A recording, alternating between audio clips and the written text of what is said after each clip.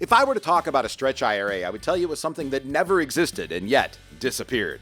That's right, if you read the entire tax code, you would never find the words Stretch IRA at any point in time. It was a concept that we used in the financial world that said when you passed, your beneficiaries, your kids, had the ability to either stretch the distributions of the IRAs over their lifetime or over your lifetime, even though you're already gone. You do have a life expectancy. Always cracks me up. But that's the way that it worked. Well, sadly enough, we had the Secure Act, which was anything but secure. It actually made retirements in our minds weaker in many, many instances. But what happened in the Secure Act that was passed in 2019, effective January 1st of 2020, is the Stretch IRA disappeared. That concept is gone. You need to understand how it works. It dramatically affects an awful lot of people's legacy plans and perhaps even your own investment plans. Join us on Consider This program today, and we'll break it down for you. Well, good morning and welcome to Consider This program. I'm your host, Joe Clark. And I'm Dean Huddleston. We are happy to have you along. Dean is one of our senior advisors. He's up in our Lafayette office, makes up a core part of the Financial Enhancement Group and part of our team. You know, Dean's expertise, we all work together collectively at the Financial Enhancement Group as a planning team. Everybody has a 401k, has access to health insurance. Nobody gets paid commissions. We don't sell anything. We all work together as a unit. And so we each tend to have our own little niches. Dean's happens to be Social Security. You know, so if you ever call in and ask a question about when to take Social Security or what happens with Medicare, Dean is the one that we will send you to. I am fully convinced in the complexity that we live in today, and we're getting ready to go into that right now with the Secure Act. The level of complexity that we have today, I don't believe any one person can do this on their own anymore. And that includes me after 32 years and, as many people would say, addicted to the industry. I do read tax code. Yes, I understand what you think about me now. But that is part of what I enjoy doing and figuring out how to help make sure that we are playing chess in this game. The one thing that I think can most separate people from a happy retirement, and that is the Internal Revenue Service. So in my career, I started 2 weeks before the crash in 1987. The biggest tax code change in eons occurred under Ronald Reagan back in 1986. And from 86 all the way through my career, not a lot of things happened. There were changes, the ominous reconciliation, all sorts of stuff that you saw happen in the tax code. Many times we have as many as 250, sometimes even more than one tax code change a day. But it got very serious in December 22nd of 2017, where you had the Tax Cut and Jobs Act. It was very confusing for people. One of the biggest changes for business owners was qualified business income. I still see returns come in today where people didn't understand QBI and how it helped them. Then all of a sudden you have the Secure Act that was passed at the end of 2019, effective for 2020. And I watched CPAs and legal people and business owners go, what in the world is this? And then as we all know, in March, we were impacted by this pandemic. COVID hit. And March 27th, they passed the Heirs Act. More complexity, more money going into the system. If you're confused, please do not feel alone. It is a tough period of time. We're going to break down for you right now what the Stretch IRA was, and what it means for you, and kind of walk you through part of the Secure Act. So, Dean, tell me what a Stretch IRA was. A Stretch IRA was the the ability for you to pass on funds to your heirs. Now, remember, when we're talking about inherited IRAs, there are two people that have certain conditions. Your spouse has options that no one else has. All right. But anybody else who inherits that IRA, namely your children, has to take that as an inherited IRA. It remains in the original owner's name, and they're simply taking distributions. So it used to be if I had $1 million in my IRA and I passed away, my children could take that money out over their lifetime potentially. And they might even be able to stretch that IRA through that time and possibly to even a grandchild at some point in time. That's what a Stretch IRA did. It forced less income on somebody's inherited tax return. Now, this is important to understand. If you die, if your benefactor, if you're the person who left the money behind for you in an IRA or in a 401k, passed away prior to December 31st of 2019, you are still engaged in this stretch. And the amount that you have to take is dependent upon when the owner, the original owner, actually passed away. If they were older than 70 and a half upon their demise, you are still taking out money based on their life expectancy. If they were under 70 and a half, you were taking money out over your life expectancy. So as Dean said, this could go many, many, many generations deep in terms of where they are. So Dean, now we have the Secure Act. Now what happens? The bottom fell out. The bottom. The bottom absolutely fell out. Now the rule comes out and says anybody who inherits an IRA, except a spouse, non-spouse, has to withdraw the entire funds within a 10-year period. So what happened was before you had required minimum distributions where you had to take money every single year, whether you wanted it or not, right? And if you didn't take it, again, there was a 50% penalty for failing to take that distribution, right?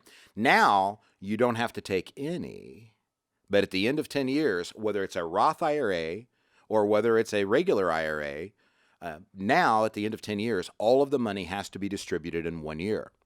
So, Dean, I like to say if you agree to die on time, right, that's the life expectancy. By the way, for your age, it's 84 and a half. Right? I got a few years. You got a few years left, right? I feel better. So at 84 and a half, if you agree to die on time, your kids will likely be in their highest earning years, yes. Right?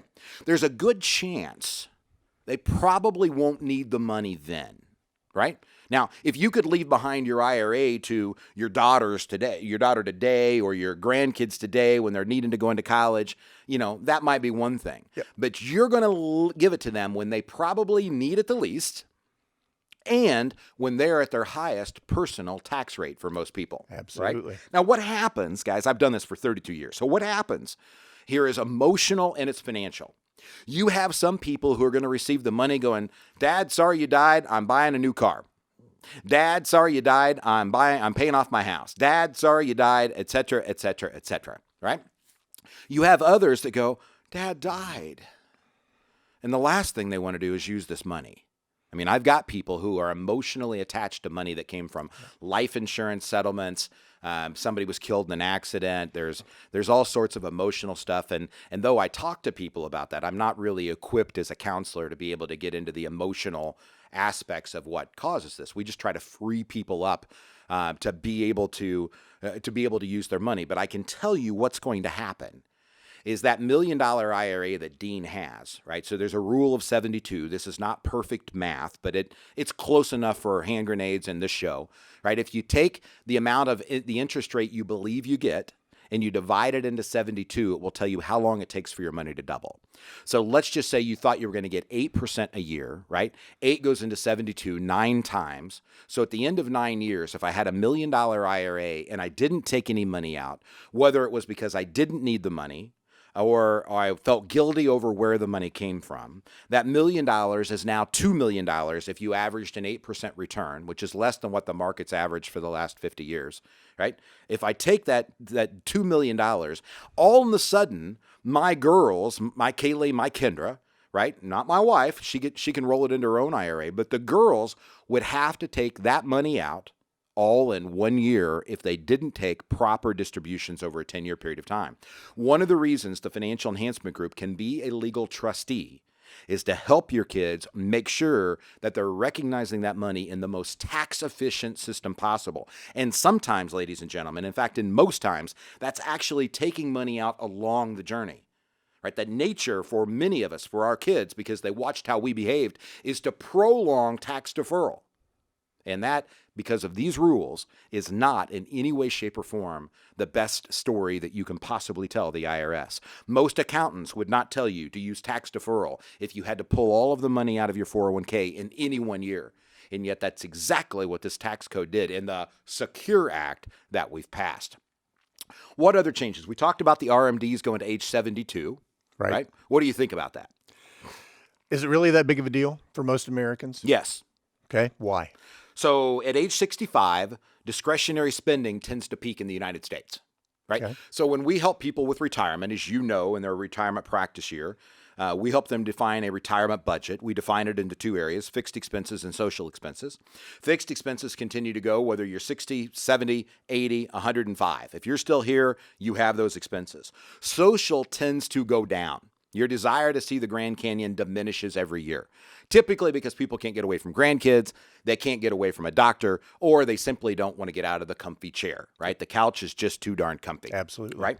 So at 65, nationwide discretionary spending begins to go down. At 68 in our practice is when that tends to occur, and you can just watch social distributions begin to decline across the board. Right. So what happened is people didn't start to take their RMDs. About 68% back in 2016, according to the IRS, did not touch an IRA or 401k until they had to at 70.5. That's now been prolonged to 72. Right? They're going to need the money even less. It's going to have more years to grow, and the impact of their tax return is going to be greater. Many times we watch people pass away and watch their tax brackets expand, their surviving spouse, I should say, expand, what we call margin expansion, because they lost a spouse. That is not the way that it's supposed to work. That is not what people signed up for. Right, so I always at this point look at Andy Stanley Dean and I go, he's one of my favorite speakers, favorite leaders, and one heck of a pastor at North Point Ministries down in Atlanta, Charles Stanley's son. And one of the things that Andy is taught me in a checklist is to always say, based on my past experiences, my future hopes and dreams, and my current circumstance, what would be wise for me to do at this time? What would be wise for me to do right now?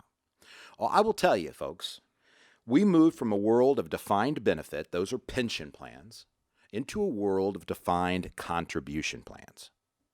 That's your 401ks, your 403bs.